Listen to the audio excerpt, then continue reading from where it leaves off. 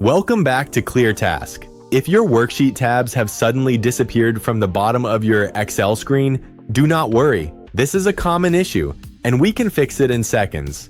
First, go to the top left corner of your screen and click on File. Look down at the bottom of the left-hand menu and select Options. A new settings window will pop up.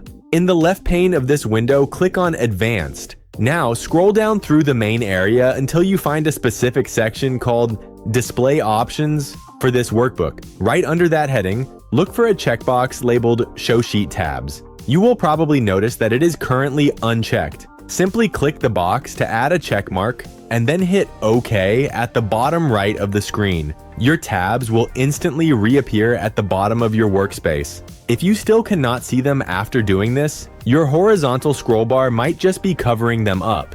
Hover your mouse over the 3 vertical dots next to the bottom scroll bar. Click and drag it to the right to uncover your hidden sheets. That is all it takes to get your workspace back to normal. If this quick fix helped you, please leave a like and subscribe to ClearTask for more direct, no-nonsense technical guides. See you in the next video.